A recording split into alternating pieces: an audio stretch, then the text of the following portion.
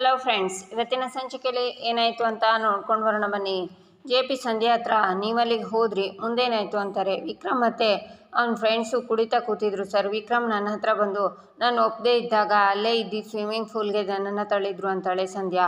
ಸಂಧ್ಯಾ ಅವರೇ, ನೀವು ಅರ್ಧ ವಿಷಯ ನನಗೆ ಪೂರ್ತಿ ವಿಷಯ ಹೇಳಲಿಲ್ಲ ಅಂದರೆ ಕೋರ್ಟ್ಗೆ ನಿಜಾಂಶ ಹೇಗೆ ಗೊತ್ತಾಗಬೇಕು?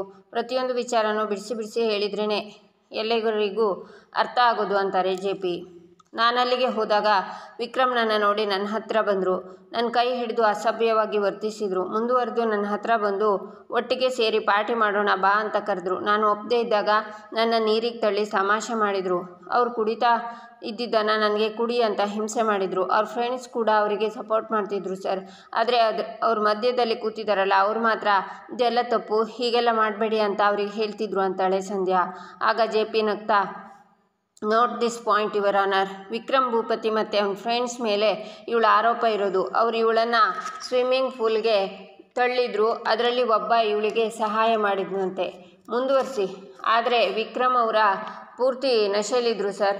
ಅವ್ರು ಯಾರ ಮಾತನ್ನು ಕೇಳೋ ಮನಸ್ಥಿತಿನಲ್ಲಿ ಇರಲಿಲ್ಲ ಅಂತಾಳೆ ಸಂಧ್ಯಾ. ನಿಮ್ಮನ್ನು ವಿಕ್ರಮ್ ಭೂಪತಿ ಸ್ವಿಮ್ಮಿಂಗ್ ಪೂಲ್ಗೆ ತಳ್ಳಿದ್ರು, ನಿಮಗೆ ಈಜು ಬರುತ್ತಾ ಅಂತಾರೆ JP. ಇಲ್ಲ ಅಂತಾಳೆ ಸಂಧ್ಯಾ. ನೀವು ಸ್ವಿಮ್ಮಿಂಗ್ ಪೂಲಿಂದ ಮೇಲೆ ಬಂದಿದ್ದು ಹೇಗೆ ಅಂತಾರೆ JP. ಮಧ್ಯದಲ್ಲಿದ್ದಾರಲ್ಲ, ಇವರಿಗೆ ಬುದ್ಧಿ ಹೇಳಿದ್ರು ಅನ್ನಲ್ಲ, ಅವರೇ ನನಗೆ ನೀರಿನಿಂದ ಮೇಲೆ ಬರೋಕ್ಕೆ ಸಹಾಯ ಮಾಡಿದರು ಅಂತಾಳೆ ಸಂಧ್ಯಾ. ಆಗ JP ನಗ್ತಾ, note this points your honour. ಸರಿ, ಮುಂದುವರಿಸಿ ಅಂತಾರೆ JP. ಅಲ್ಲಿಂದ ಓಡಿ ಹೋಗಬೇಕು ಅನ್ನುವಷ್ಟರಲ್ಲಿ ವಿಕ್ರಮ್ ಅವರು ನನ್ನ ಹತ್ರ ಬಂದು ನನ್ನ ಬಲವಂತವಾಗಿ ತಬ್ಕೊಂಡ್ರು ಸರ್ ಅಂತಾಳೆ ಸಂಧ್ಯಾ.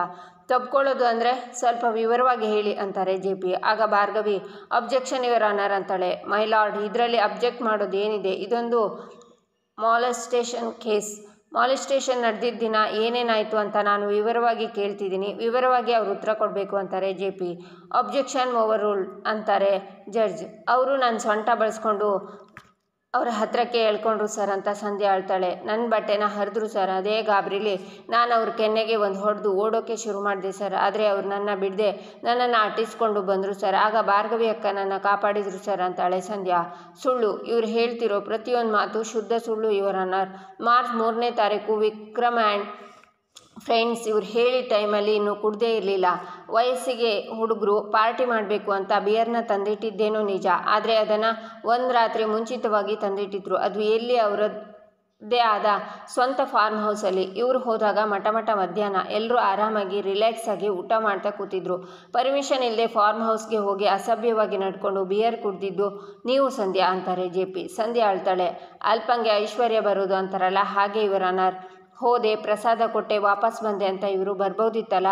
ಒಂದನ ಇಲ್ಲ ಅಂತಂದರೆ ಇವರು ಫಾರ್ಮ್ ಹೌಸ್ ಒಳಗೆ ಕಾಲಿಡೋ ಅಗತ್ಯನೇ ಇರಲಿಲ್ವಲ್ಲ. ಆದರೆ ಮೊದಲೇ ವಿಕ್ರಮ್ ಭೂಪತಿ ಬಗ್ಗೆ ಒಲವಿದ್ದ ಈ ಸಂಧ್ಯಾಗೆ ಅವರ ಐಷಾರಾಮಿ ಫಾರ್ಮ್ ಹೌಸನ್ನು ನೋಡಿದ ಕೂಡಲೇ ಒಂದು ಕ್ಷಣ ಮೈ ಮರೆತಳು. ಪರ್ಮಿಷನ್ ಇಲ್ಲದೆ ಫಾರ್ಮ್ ಹೌಸ್ ಎಲ್ಲ ತಿರುಗಾಡಿ ಅಲ್ಲಿದ್ದ ಬಿಯರ್ನ ಕುಡಿದು ವಿಕ್ರಮ್ ಭೂಪತಿ ಮತ್ತು ಅವ್ರ ಫ್ರೆಂಡ್ಸ್ ಮುಂದೆ ಅಶ್ಲೀಲವಾಗಿ ಡ್ಯಾನ್ಸ್ ಮಾಡಿದ್ದೀರಾ ಅಂತಾರೆ JP. ಇಲ್ಲ ಸರ್, ನಾನು ಹಾಗೆ ಮಾಡಿಲ್ಲ ಸರ್ ಅಂತಾಳೆ ಸಂಧ್ಯಾ. ನಿಮ್ಮ ಪ್ರಕಾರ ಹುಡುಗಿ ಅನ್ನೋ ಟ್ರಂಪ್ ಕಾರ್ಡ್ ಯೂಸ್ ಮಾಡಿಕೊಂಡು ವಿಕ್ರಮ್ ಭೂಪತಿಗೆ ಹತ್ತಿರ ಆಗೋಕ್ಕೆ ಪ್ರಯತ್ನ ಪಟ್ಟಿದ್ದಾರೆ. ಆದರೆ ತಮ್ಮ ಸ್ಥಿಮಿತದಲ್ಲಿದ್ದ ವಿಕ್ರಮ್ ಭೂಪತಿ ನಿಮ್ಮ ವರ್ತನೆ ಹಿಡಿಸದೆ ನಿಮ್ಮ ಲಿಮಿಟಲ್ಲಿ ನೀವಿರಿ ಅಂತ ನಿಮ್ಮನ್ನು ರಿಕ್ವೆಸ್ಟ್ ಮಾಡಿಕೊಂಡ್ರು ಅಂತಾರೆ JP. ಇಲ್ಲ ಸರ್, ಇಲ್ಲ, ಅವ್ರು ಹಾಗೆ ಹೇಳಿಲ್ಲ ಸರ್ ಅಂತಾಳೆ ಸಂಧ್ಯಾ. ಅಷ್ಟಕ್ಕೂ ಸುಮ್ಮನಾಗದೆ ನಿಮ್ಮ ಅಸಲಿ ಆಟನ ಶುರು ಮಾಡ್ಕೊಂಡಿದ್ದೀರಿ. ಆದರೆ ವಿಕ್ಕಿ ಏನು ಮಾಡಿಬಿಟ್ಟ ಅಂತ ಅವ್ರ ಕೆನ್ನೆಗೆ ಹೊಡೆದು ನಿನ್ನ ಮೇಲೆ ಸುಳ್ಳು ಕೇಸ್ ಹಾಕ್ತೀನಿ ಅಂತ ಹೆದರಿಸಿದ್ದೀರಾ ಅಂತಾರೆ JP. ಇಲ್ಲ ಸರ್, ನಾನು ಯಾರಿಗೂ ಹೆದರಿಸಿಲ್ಲ ಸರ್, ಇದೆಲ್ಲ ಸುಳ್ಳು ಸರ್ ಅಂತ ಸಂಧ್ಯಾ ಹೇಳ್ತಾಳೆ. ಏನೂ ತಪ್ಪು ಮಾಡದೇ ಇರೋ ವಿಕ್ಕಿ ನಿಮ್ಮ ಮಾತಿಗೆ ಬಗ್ಲಿಲ್ಲ, ನಿಮ್ಮ ಪ್ಲ್ಯಾನ್ ವರ್ಕ್ಔಟ್ ಆಗಲಿಲ್ಲ ಅನ್ನೋ ಸ್ಥಿತಿಗೆ ನಿಮ್ಮ ಬಟ್ಟೆನ ನೀವೇ ಹರ್ಕೊಂಡ್ರಿ. ಒಂದು ಕೇಸು ಸಿಗದೇ ಇರೋ ಯಾವುದಾದ್ರೂ ಕೇಸ್ ಸಿಕ್ಕರೆ ಸಾಕು ಅಂತ ಕಾಯ್ತಿದ್ದ ನನ್ನ ಅಪೋನೆಂಟ್ ಲಾಯರ್ ಭಾರ್ಗವಿ ಹತ್ರ ಬಂದು ಅವ್ರ ಸಹಾಯ ತಗೊಂಡು ಸುಳ್ಳು ಆರೋಪ ಮಾಡಿ ವಿಕ್ರಮ್ ಮತ್ತು ಅವ್ರ ಫ್ರೆಂಡ್ಸ್ ವಿರುದ್ಧ ಕೇಸ್ ದಾಖಲಿಸಿದ್ದೀರಾ ಅಂತಾರೆ JP. ಆಬ್ಜೆಕ್ಷನ್ ಯುವರ್ ಆನರ್ ಅಂತ ಕೂಗ್ತಾಳೆ ಭಾರ್ಗವಿ. ಈಚೆ ರವಿಯವರು ಕೂತು ಯೋಚನೆ ಮಾಡುವಾಗ ಕಲ್ಪನಾ ಬಂದು, ಅಣ್ಣ ಏನೇ ಯೋಚನೆ ಮಾಡ್ತಾ ಕೂತಿದ್ಯಾ ಅಂತಾರೆ. ಗೆಳೆಯ ಅಂದ್ಕೊಂಡು JP ಬೆನ್ನಿಗೆ ಚೂರಿ ಹಾಕಿಬಿಟ್ಟ, ಮೋಸದಿಂದ ಕೋರ್ಟಿಂದ ಆಚೆ ಹಾಕಿಬಿಟ್ಟ, ನಮ್ಮಿಬ್ಬರು ಕುಟುಂಬ ಬೀದಿಗೆ ಬಂತು. ಇವೆಲ್ಲ ಹಾಗೆ ಕಣ್ಮುಂದೆ ಒಂದು ಕ್ಷಣ ಹಾದು ಹೋಯ್ತು ಅಂತಾರೆ ರವಿ. ನಮ್ಮದೇನೋ ಕತೆ ಹಳೆ ಕತೆ ಅಣ್ಣ, ಆದರೆ ನಮ್ಮ ಕೂಸು ಎದುರು ಹಾಕ್ಕೊಂಡಿರೋದು JPನ. ಸುಮ್ಮನೆ ಬಿಡ್ತಾನ ಅವಳನ್ನು ಅಂತಾರೆ ಕಲ್ಪನಾ. ಖಂಡಿತ ಸುಮ್ಮನೆ ಬಿಡೋದಿಲ್ಲ, ಅವನು ಹಾರಾಡ್ತಾನೆ. ಆದರೆ ಅವನು ಆಡೋ ಮಾತನ್ನು ಸುಳ್ಳು ಅಂತ ನಿರೂಪಿಸಿ ನಮ್ಮ ಪುಟ್ಟಿ ಅವನ್ನ ಸೋಲಿಸ್ತಾಳೆ. ಇದು ಕಲಿಯುಗ ಕಣಮ್ಮ, ಸ್ವರ್ಗ ನರಕ ಎರಡೂ ಇಲ್ಲೇ ಇದೆ. ನಾವು ಆಡೋ ಕೆಟ್ಟ ಕೆಲಸ ಇರಲಿ ಒಳ್ಳೆ ಕೆಲಸ ಇರಲಿ ಕರ್ಮಫಲ ಇಲ್ಲೇ ಸಿಗುತ್ತೆ. ಈಗ ನೋಡು 15 ವರ್ಷಗಳ ನಂತರ ನನ್ನ ಮಗಳು ಆ JP ವಿರುದ್ಧ ನಿಲ್ಲೋದು ಅಂದರೆ ನನ್ನ ಮಾತು ನಿಜ ತಾನೇ. ಅವನಿಗೆ ಪಾಠ ಕಲಿಸ್ತಾಳೆ ನಮ್ಮ ಪುಟ್ಟಿ. ಅವನು ಮಾಡಿರೋ ಕರ್ಮಕಾಂಡಗಳಿಗೆಲ್ಲ ಇಲ್ಲೇ ಲೆಕ್ಕ ಚುಕ್ತಾ ಮಾಡ್ತಾಳೆ ಅಂತಾರೆ ರವಿ. ನಿನ್ನ ಮಾತು ಕೇಳೋದಕ್ಕೆ ಚೆನ್ನಾಗಿದೆ ಆದರೆ ಅಂತಾರೆ ಕಲ್ಪನಾ. ಆದ್ರೇನು ಕಲ್ಪನಾ, ನಿನಗೆ ನಮ್ಮ ಭಾರ್ಗವಿ ಬಗ್ಗೆ ನಂಬಿಕೆ ಇಲ್ವಾ ಅಂತಾರೆ ರವಿ. ನಂಬಿಕೆ ಪ್ರಶ್ನೆ ಅಲ್ವಲ್ಲ ಅಣ್ಣ, ನನ್ನ ಮಗಳನ್ನ ಕಳ್ಕೊಂಡಿರೋ ನನಗೆ ನಮ್ಮ ಕೂಸಿಗೆ ಏನಾದರೂ ಆಗ್ಬಿಡುತ್ತೋ ಅನ್ನೋ ಭಯ. ಎದುರಿಗಿರೋನು ಕರುಣೆನೇ ಇಲ್ಲದೆ ಇರೋ ಕಟುಕ. ಕೂಸು ಅವನ ಎದುರಿಗೆ ನಿಂತಿದ್ದಾಳೆ, ಅದನ್ನು ನೆನೆಸ್ಕೊಂಡ್ರೆ ಮೈ ನುಡುಗುತ್ತೆ ಅಣ್ಣ ನನಗೆ ಅಂತಾರೆ ಕಲ್ಪನಾ. ಹೆದರಿದವನಿಗೆ ಹಗ್ಗನೂ ಹಾವ ಕಾಣುತ್ತೆ. ನಮ್ಮ ಭಾರ್ಗವಿ ಗಟ್ಟಿಗಿತ್ತಿ ಅವನ್ನ ಹೆದರಿಸ್ತಾಳೆ. ಒಂದು ಹೆಣ್ಣು ಮನ್ಸು ಮಾಡಿದರೆ ಏನು ಮಾಡ್ತಾಳೆ ಅಂತ ಒಂದು ಹೆಣ್ಣಿಂದಲೇ ಅವನಿಗೆ ಅರ್ಥ ಆಗಬೇಕು. ಆ ಸಮಯ ಬಂದಿದೆ ಕಲ್ಪನಾ ಅಂತಾರೆ ರವಿ. ಈಚೆ ಭಾರ್ಗವಿ ಕಟ್ಟುಕತೆ ಹೇಳಿ ಮೋಸ ಮಾಡೋದ್ರಲ್ಲಿ ಇವರು ಎಕ್ಸ್ಪರ್ಟ್ ಅನ್ಸುತ್ತೆ. ಇವರ ಸಂಧ್ಯೆ ಏನು ಸುಮ್ಮನೆ ಇದ್ದಾಳೆ ಅಂತ ಬಾಯಿಗೆ ಬಂದ ಹಾಗೆ ಮಾತಾಡ್ತಿದ್ದಾರೆ. ನಡೆದಿರೋ ಘಟನೆಗೂ ಇವರು ಇಲ್ಲಿ ಹೇಳ್ತಿರೋ ಘಟನೆಗೂ ಒಂದಕ್ಕೊಂದು ಸಂಬಂಧನೇ ಇಲ್ಲ ಅಂತಾಳೆ. ಸಂಬಂಧ ಇದೆ ಇವರ ನಾನು ಹೇಳಿದ ಮಾತು ನಿಮಗೆ ಅರ್ಥ ಆಗಿದೆ ಅನ್ಕೋತೀನಿ. ಆದರೆ ನನ್ನ ಅಪೋನೆಂಟ್ ಲಾಯರ್ಗೆ ಅರ್ಥ ಆಗೋ ಹಾಗೆ ಎಲ್ಲನೂ ಬಿಡಿಸಿ ಅರ್ಥ ಮಾಡಿಸ್ತೀನಿ. ಈ ಹುಡುಗಿ ಸಂಧ್ಯೆ ಅವಳ ನಡವಳಿಕೆ ಸರಿಯಾಗಿಲ್ಲ. ಒಬ್ಬ ಪ್ರಾಮಾಣಿಕ ಹುಡುಗನ ಜೀವನ ಹಾಳು ಮಾಡೋಕ್ಕೆ ಮುಂದಾಗಿರೋ ಕೆಟ್ಟ ಹೆಂಗಸು ಇವಳು. ದುಡ್ಡಿನ ಆಸೆಗೆ ತನ್ನ ಮಾನವನ್ನು ಬೇಕಿದ್ರೂ ಹರಾಜಿಗೆ ಇಡ್ತಾಳೆ ಅಂತಾರೆ JP. ಮಿಸ್ಟರ್ JP ಪಾಟೀಲ್, ಮಾತು ಹದ್ಮೀರ್ತಿದೆ, ಮಾತಿನ ಮೇಲೆ ನಿಗೆ ಇರಲಿ ಅಂತಾಳೆ ಭಾರ್ಗವಿ. ಒಬ್ಬ ಸೀನಿಯರ್ ಮುಂದೆ ಹೇಗೆ ಮಾತಾಡೋದು ಅಂತ ನೀನು ಮೊದಲು ಕಲ್ತ್ಕೊಂತಾರೆ JP. ಒಬ್ಬ ಸೀನಿಯರ್ ಲಾಯರ್ ಅಂತ ಬಾಯಿ ಬಿಟ್ಟು ಹೇಳೋದಲ್ಲ, ಅದಕ್ಕೆ ತಕ್ಕನಾಗಿ ನಡ್ಕೋಬೇಕು ಅಂತಾರೆ ಭಾರ್ಗವಿ. ನಾನು ಹೇಗೆ ಮಾತಾಡಬೇಕು ಅಂತ ನಿನ್ನಿಂದ ಕಲ್ತ್ಕೊಳ್ಳೋ ಅಗತ್ಯ ಇಲ್ಲ ಅಂತಾರೆ JP. ಮಿಸ್ಟರ್ JP ಪಾಟೀಲ್ ಅಂತ ಭಾರ್ಗವಿ ಕೂಗ್ತಾಳೆ. ಆರ್ಡರ್ ಅಂತಾರೆ ಜಡ್ಜ್. ಅಡ್ವೊಕೇಟ್ ಭಾರ್ಗವಿ, ಹೋಗಿ ನಿಮ್ಮ ಜಾಗದಲ್ಲಿ ಕೂತ್ಕೊಳ್ಳಿ ಅಂತಾರೆ.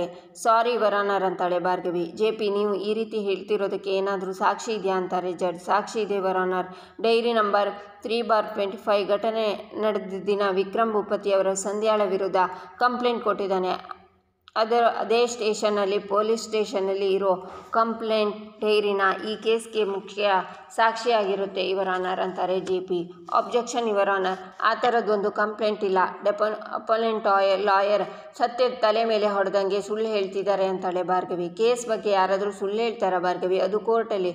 ಕೇಸ್ ಡೈರಿನ ಸಾಕ್ಷಿಯಾಗಿ ತರಿಸೋಕ್ಕೆ ಪರ್ಮಿಷನ್ ಕೇಳ್ತಿದ್ದೀನಿ ಯುವರ್ ಆನರ್ ಅಂತಾರೆ JP. ಆಗ ಭಾರ್ಗವಿ ಇನ್ಸ್ಪೆಕ್ಟರ್ ಮುಖ ನೋಡ್ತಾಳೆ. ಇಲ್ಲ ಮೇಡಮ್, ಅವನು ಯಾವ ಕೇಸನ್ನು ಫೈಲ್ ಮಾಡಿದ್ದು ನೆನಪಿಲ್ಲ ನನಗೆ ಅಂತಾರೆ ಇನ್ಸ್ಪೆಕ್ಟರ್ ಪ್ರತಾಪ್.